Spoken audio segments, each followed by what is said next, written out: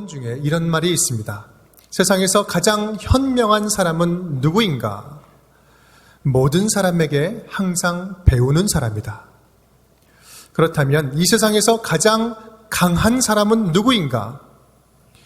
자기 자신을 이기는 사람이다. 그렇다면 이 세상에서 가장 부유한 사람은 누구인가? 자기가 가진 것에 만족하는 사람이다. 감사를 아는 사람이야말로 무엇을 가졌는지, 얼마나 가졌는지에 상관없이 가장 부유하고 행복한 삶을 살 수 있다라는 사실을 말씀해 주는 이야기입니다. 영국의 유명한 설교가 스펄전 목사님은 이렇게 말씀합니다. 우리 함께 읽어보겠습니다. 받은 축복에 대해서 하나님께 감사하면 그 축복은 연장되고, 당한 불행에 대해서 하나님께 감사하면 그 불행은 끝이 난다. 네, 그렇습니다. 받은 축복에 대해서 하나님께 감사하면 그 축복은 연장이 되고, 당한 불행에 대해서 감사하면 그 불행은 끝이 난다. 감사한다는 것이 우리 믿는 자들에게 있어서 얼마나 중요한 일인지 다시 한번 일깨워주는 말씀입니다. 올해 상반기는 우리 모두가 코로나로 참 힘겨운 나날들을 보내왔습니다. 하지만 그럼에도 불구하고 우리와 함께 하시고 우리를 인도하시고 또 우리를 돌봐주셨던 하나님의 은혜에 감사함으로 상반기를 보내면서 또 2020년도 남은 한 해를 주님께서 특별한 은혜를 부어주실 줄을 믿습니다. 기대함으로 이제 새해를 맞이하는, 반절을 맞이하는 귀한 시간들이 되기를 간절히 바랍니다. 오늘 본문은 사도 바울이 골로새 교회 성도들에게 보내는 편지입니다. 특히 골로새서에서는 크리스찬의 삶, 성도의 바른 삶에 대해서 강조를 하는데 그 가운데 이 감사는 성도의 삶에 있어서 빼놓을 수 없는 아주 중요한 것임을 아주 강조하고 있습니다. 오늘 본문도 골로새서에서 중심 본문이라고 볼 수 있는데 오늘 본문에서도요, 매 절마다 감사를 끝에 말하고 있습니다. 오늘 주시는 이 말씀을 통해서 저와 여러분의 믿음의 삶에 감사가 온전히 회복될 수 있기를 주님의 이름으로 축원드립니다. 함께 따라하겠습니다. 감사할 때 평안이 넘칩니다. 15절 말씀 우리 함께 읽겠습니다. 그리스도의 평강이 너희 마음을 주장하게 하라. 너희는 평강을 위하여 한 몸으로 부르심을 받았나니 너희는 또한 감사하는 자가 되라. 아멘. 예수님께서 돌아가시기 전에 우리 제자들에게 주신 가장 위대한 선물, 가장 큰 선물은 무엇이었습니까? 바로 평안이었습니다. 평안. 평안을 너희에게 끼치노니 곧 나의 평안을 너희에게 주노라. 내가 주는 이 평안은 세상이 주는 것과 같지 않다라고 이야기를 말씀을 하십니다. 이 평안, 에이레네라는 헬라어로 에이레는데요. 평안, 평광, 평화, 하나됨, 안식 이런 의미가 다 함께 들어있는 표현입니다. 우리가 익숙한 단어로는 샬롬, 히브리어로 샬롬, 모든 것이 온전하게 맞아지는 상황이죠. 우리에게 어떤 상황이 찾아와도 견디고 이길 수 있는 가장 강력한 무기가 있다면 그것은 바로 성령 안에서 평안을 누리는 것입니다. 15절 말씀은 이 평안하다는 것과 감사하다는 것, 평안함과 감사함을 연결하고 있습니다. 우리가 예수 그리스도 안에서 평안을 누릴 수 있는 비결은 바로 감사함에 있다라는 사실을 말해줍니다.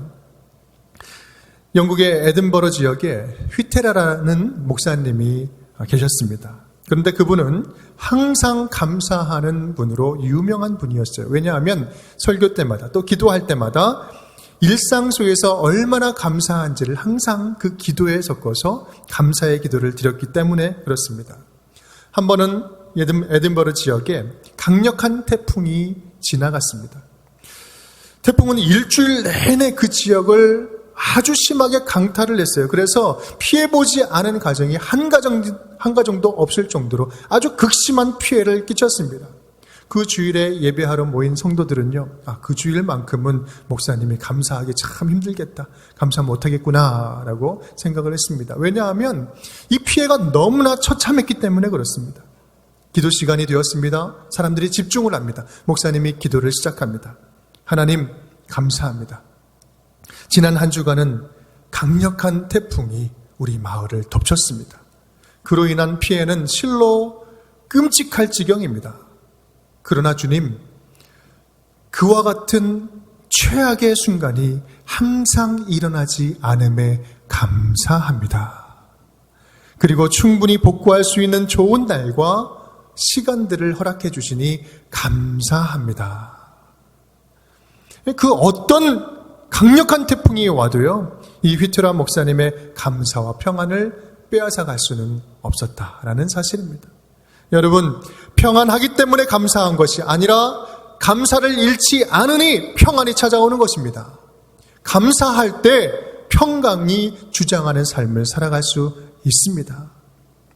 감사할 수 없는 상황에서 감사하는 사람들에게 하나님께서는요, 비둘기 같은 평강을 우리에게 내려주십니다. 지난주에 우리 성도님 한 가정과 식사를 했습니다. 그 가정은 예전에 아주 큰 공장과 회사를 운영하면서 경제적으로 참 여유롭게 살던 가정이었습니다. 그런데 사업이 힘들어지고 파산이 되면서 너무나 힘들어진 거예요. 빈털터리가 되었습니다. 너무 힘든 시절을 보내고 여기저기 다니시다가 이제 파주에 올 때는요, 거의 난민처럼 옷까지 몇 개만 챙겨서 나오게 되었다는 것입니다. 그런데 참 감사하게도 하나님께서 이 온종에 온 이후로 많이 회복시켜 주신 거예요. 믿음도 회복시켜 주셨고 삶도 회복시켜 주셨고 다시 감사를 회복시켜 주셨어요. 예전과는 비교할 수 없는, 없이 물질이 넉넉하지 않았지만 예전과는 비교할 수 없는 평안을 누리고 있다라고 고백을 하시는 겁니다. 물질이 여유로울 당시에는요, 헌금하면서도, 많은 액수를 헌금하면서도 얼마나 아까웠는지 몰랐답니다. 그것 때문에 다투기도 했고요. 그런데 오히려 가진 것을 다 잃고 전부를 드리는 마음으로 하나님을 온전히 만나니 지금은 비교할 수 없이 너무나 평안하다는 것입니다. 그 모든 시련과 그런 고통의 과정들을 거치는 과정 가운데 우리 아들이 목사가 되어서 목회의 길을 걸어가고 있다. 지금은 아무것도 바랄 거 없고 정말 감사할 뿐입니다. 라는 고백을 하십니다. 저는 그 감사의 고백, 이 두 부부의 감사의 고백을 들으면서 하나님만이 선물로 담아주실 수 있는, 하나님만이 주실 수 있는 그 영적인 평강이 그 가정 가운데 가득 차고 있음을 느낄 수 있었습니다. 여러분, 하나님께서는요, 감사하는 자에게 평안을 주십니다. 혹시 여러분 가운데 마음에 평안이 사라지고 염려가 찾아왔습니까? 어떠한 염려가 여러분의 평안을 지금 빼앗아가고 있습니까? 베드로전서 5장 7절 말씀 함께 읽겠습니다. 너희 염려를 다 주께 맡기라. 이는 그가 너희를 돌보심이라. 아멘. 누가 돌보신다고요? 주님께서 돌보십니다. 모든 염려를 맡겨라. 모든 염려를 주님께 맡기고 이미 주신 것부터 감사할 수 있기를 간절히 축복합니다. 미국 교회의 한 교단 중에 그리스도 연합교회라는 교단이 있습니다. 그 교단에서는요, 하루에 10번 기도 운동으로 유명합니다. 제가 앞부분을 읽으면 여러분 뒷부분을 따라 읽으시면 되겠습니다. 10가지인데요. 제가 읽겠습니다. 일어나서 아침 식사, 일터에 가면서, 직장에서, 일하면서 비난과 압력을 받을 때, 칭찬을 받을 때, 점심에, 저녁에, 잠자리에서, 꿈속에서 생명을 주신 은혜에 감사. 여러분 감사의 내용 읽으셨죠? 이 감사의 내용을 보면 특별할 게 없습니다. 아침부터 저녁까지 그냥 평범한 일상이에요. 평범한 일상일 뿐입니다. 그런데요, 이 일상 속에서 하루에 10번씩 감사를 올려드리면 놀라운 하나님의 평강을 경험할 수 있게 된다라는 말씀입니다. 여러분 분명히 기억하십시오. 감사할 일이 있어서 감사할 수 있는 것이 아니라 감사하면 감사할 일이 생긴다라는 말씀입니다. 참 신비한 진실이에요. 여러분, 지금 살아가는 여러분의 일상만으로도 감사의 이유는 충분합니다. 주님께 감사함으로 평강의 기쁨을 풍성히 누리는 저와 여러분이 될 수 있기를 주님의 이름으로 축원드립니다. 따라하겠습니다. 감사할 때 찬양이 넘칩니다. 네, 한 2년 전에 저희 집 아이, 막내 아이의 친구 엄마를 제 아내가 전도한 적이 있습니다. 사실 그 엄마는요, 하나님이 여러 경로를 통해서 마음도 만져주시고 이미 믿음의 자녀가 될 준비를 갖추어 주셨던 분이었습니다. 교회를 처음 나갈 당시에 그분이 이런 이야기를 하는 거예요. 하루는 아이들 어지럽게 막 놀았던 그 자리를 이제 정리를 하고 있는데 그 창가에서 햇살이 싹 비치는 거예요. 비치는데 자기가 정리하고 있는 자기의 손을 딱 비추는 거예요. 손을 보는 순간 이 10손가락 주신 것이 얼마나 감사한지, 와, 너무나 감사하다는 마음이 막 드는 거예요. 그런데 문제는 이 감사를 누구에게 드려야 되지? 이 감사를 받는 사람이 이게 누구한테 내가 감사를 해야지? 감사하는 마음이 있는데 그런 마음이 들었다는 거예요. 그런 이야기를 아내와 함께 이야기를 나누는 가운데 하나님을 소개하고 그러는 과정 가운데서 하나님을 만났습니다. 그분은요, 감사를 통해서 하나님을 만난 거예요. 저는 그때 분명히 알았습니다. 진정한 감사는 하나님을 깊이 만나게 한다는 사실입니다. 또한 하나님을 깊이 만나면 만날수록 감사함이 넘칠 수밖에 없다라는 사실입니다. 감사는요, 육의 사람을 영의 사람으로, 부정적인 사람을 긍정적인 사람으로, 소극적인 사람을 적극적인 사람으로, 거친 사람을 부드러운 사람으로, 절망적인 사람을 희망찬 사람으로 바꾸는 힘이 있습니다. 감사하면 생각이 바뀝니다. 메마른 영혼을 변화시켜서 신령한 노래를 부르게 합니다. 마틴 루터 킹 목사님, 그 유명한 목사님이 하루는 워싱턴 길을 걸어가고 있는데 한 흑인 청소부가 청소를 하는데 막 욕을 하면서 막 청소를 하는 거예요. 짜증을 내면서 청소합니다. 지가 먹은 것은 지가 쓰레기통에다 버릴 것이지 왜 길거리에다 버려가지고 이렇게 청소하게 하냐고. 막 이런저런 욕을 막 하는 거예요. 나쁜 놈, XX놈 막 그러는 거예요. 그때 킹 목사님이 그의 곁에 가서 조용히 이야기를 합니다. 여복의 젊은이, 하나님께서 자네에게 맡겨주신 지구의 한 모퉁이를 깨끗하게 청소한다고 생각할 수는 없겠나? 자네가 청소할 때 베토벤이 작곡하는 것처럼, 미켈란젤로가 조각하는 것처럼, 괴테가 작품을 쓰는 것처럼 그렇게 하나님의 일을 할 수는 없겠나? 라고 등을 툭툭 두들기고 가는 것입니다. 그 말은요, 청소부의 생각을 바꾸어 버렸습니다. 마음의 행복이 찾아왔습니다. 내가 하는 일에 하나님이 하시는 일이구나. 내가 지금 하나님의 일을 하고 있구나 라는 생각이 쑥 들어오면서 그의 입에서 노래가 흘러나오게 된 것입니다. 여러분, 상황이 변화된 것은 하나도 없지만 생각이 바뀌니까 사람이 변하고 욕이 변하여 노래가 되었습니다. 그렇습니다. 우리 감사는요, 자동적으로 생기지 않습니다. 감사는 그냥 뚝 떨어지지 않습니다. 우리의 마음에 하나님의 말씀이 풍성하게 채워질 때 바로 가능한 일입니다. 골로새서 3장 16절 말씀 우리 함께 읽겠습니다. 그리스도의 말씀이 너희 속에 풍성히 거하여 모든 지혜로 피차 가르치며 권면하고 시와 찬송과 신령한 노래를 부르며 감사하는 마음으로 하나님을 찬양하고. 아멘. 우리가 하나님께 감사할 이유가 무엇입니까? 죽었던 생명이 다시 살아나서 영원한 생명을 얻은 거 아니겠습니까?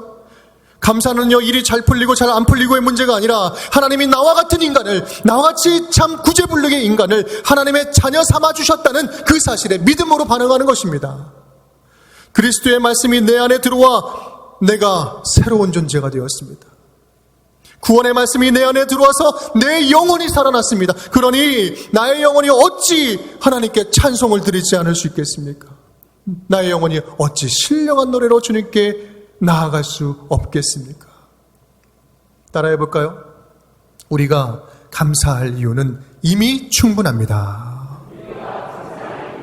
이미 충분합니다. 우리 에베소서 5장 말씀을 함께 읽겠습니다. 시와 찬송과 신령한 노래들로 서로 화답하며 너희의 마음으로 주께 노래하며 찬송하며 범사의 우리 주 예수 그리스도의 이름으로 항상 아버지 하나님께 감사하며. 아멘. 사랑하는 성도 여러분, 우리가 살아가고 있는 이 세상은요, 불안과 고통과 자조 섞인 소리로 가득합니다. 불평의 소리, 아픔의 소리, 신음소리로 가득합니다. 코로나로 인하여서 더욱 그렇지 않습니까? 여러분, 이럴 때일수록 이 세상을 정화시키는 찬송의 소리가 이 땅에 울려 퍼져야 되지 않겠습니까? 이럴 때일수록 세상을 회복시키는 신령한 노래가 우리가 살아가는 곳곳마다 울려야 되지 않겠습니까? 감사함이 있는 곳에 찬송이 넘치고요, 찬송이 넘치는 곳에 하나님의 나라가 임합니다. 감사하는 자들이 있는 그곳이 바로 하나님의 나라예요. 여러분 감사하십니까? 여러분 감사가 넘치십니까? 여러분 찬송하십니까? 그렇다면 여러분이 있는 그곳이 바로 하나님의 나라입니다. 하나님의 나라를, 하나님을 자랑하는 현장이 되는 곳입니다. 그렇기 때문에 항상 감사합시다. 그렇기 때문에 항상 찬양을 입에 달고 삽시다. 우리의 생각에 신령한 노래들로, 시와 찬송과 신령한 노래들로 우리의 영혼을 가득 채울 수 있기를 간절히 축복합니다. 어떤 상황이 찾아온다 할지라도 감사한 마음으로 찬송과 찬양으로 올려드리는 주님의 자녀들이 될 수 있기를 주님의 이름으로 축원드립니다. 따라하겠습니다. 감사할 때 삶이 회복됩니다. 17절 말씀 우리 함께 읽겠습니다. 또 무엇을 하든지 말에나 이래나 다 주 예수의 이름으로 하고 그를 힘입어 하나님 아버지께 감사하라. 아멘. 가만 보면 이 17절 말씀은요, 두 문장이 하나로 결합된 묶어진 문장입니다. 첫 번째는 어떤 일을 하든지 예수의 이름으로 하라. 또 한 가지는 예수의 능력을 주신 하나님 아버지께 감사하라. 여기서 말하는 예수의 능력, 예수의 이름으로 하라. 여기서 말하는 예수의 이름은요, 단순한 예수, 이런 이름을 말하는 것이 아니라 예수님의 능력과 권능을 포함하고 있는 단어입니다. 이 말은 다시 말하면 예수 그리스도의 이름을 힘입어서 감사함으로 선포할 때 예수 안에 있는 치유와 회복의 놀라운 능력을 경험하게 될 것이다 라는 사실입니다. 다시 한번 말씀하겠습니다. 예수 그리스도의 이름으로 힘입어서 감사함으로 선포할 때 예수 안에 있는 치유와 능력의 회복의 능력을 경험할 수 있다는 말씀입니다. 여러분, 감사는요, 하나님의 능력과 연결되는 가장 강력한 통로가 됩니다. 우리가 병들었을 때 예수 그리스도의 이름을 힘입어 감사하면 병이 떠나갑니다. 우리가 실패했을 때 예수의 이름을 힘입어서 감사로 선포하면 문제가 해결됩니다. 우리가 좌절했을 때 예수의 이름을 힘입어서 감사하면 희망이 시작됩니다. 왜냐하면 감사하는 순간 그때부터 그 문제는 내가 해결할 문제가 아니라 하나님께서 해결하실 하나님의 뜻을 이루는 순간이 되기 때문에 그렇습니다. 감사는요, 이 모든 문제, 나의 삶을 하나님께 올려드리는 거예요. 하나님의 주권에 나의 모든 것들을 맡겨드리는 것입니다. 범사에 감사한다는 것은요, 하나님께서 하나님의 뜻을 이루실 수 있도록 우리가 모든 것을 주님께 드린다는 행위입니다. 나의 뜻과 나의 계획 안에 하나님이 들어오는 것이 아니라 하나님의 뜻과 계획 안에 내가 주님의 뜻 안에 들어갑니다라는 고백인 것입니다. 그럴 때 그 하나님의 뜻 안에 내가 들어갈 때, 그럴 때 하나님의 기적과 같은 능력을 경험할 수 있다라는 말씀입니다. 한 교회에서 실제로 있었던 이야기입니다. 어느 여집사님이 감사할 때 기적과 같은 은혜를 받는다. 오늘하고 똑같은 그런 말씀을 들었습니다. 설교 말씀을 들었습니다. 그런데 마음에서는 한숨만 나오는 거예요. 함께 사는 남편을 쳐다보니 매일같이 술 먹고 들어오는 거예요. 자기 신세가 한탄스럽고 감사할 것을 아무리 찾아도 없는 거예요. 남편을 보면 그날도 여전히 남편이 밤늦게 술 먹고 들어왔습니다. 간신히 잠자리에 눕히고 나서 남편을 지그시 이렇게 쳐다보는데 눈물만 나는 거예요. 눈물만. 하나님, 나는 왜 이런 남자를 만나서 나는 이런 남편과 결혼해가지고 이런 생고생을 하고 있습니까? 이렇게 한탄을 하다가 문득 주일에 들었던 설교 말씀이 생각났습니다. 그래, 감사 기도를 한번 해보자. 눈을 딱 감았습니다. 그런데 생각이 안 나요. 아무리 생각해도 감사할 것이 없어요. 한참을 지나는데 신기하게도 하나씩 생각나는 겁니다. 옆에서 코골며 자는 남편을 쳐다보고 있으니 그래도 과부보다는 낫고, 언젠가는 이 남편, 그래, 좋은 남편이 될 가능성이 있으니까 감사하고, 저토록 술이 취했어도 다른 데 안 기어 들어가고 우리 집에 들어오니 그래도 그거 감사하고, 토요일은 술이 떡이 되게 마시고 들어오니 주일날은 집을 지켜주니 감사하고, 주일날에는 계속 잠만 퍼자니 교회 나오는데 불편하지 않아서 감사하고, 감사하니까 줄줄줄줄 막 감사한 게 생각이 나는 거예요.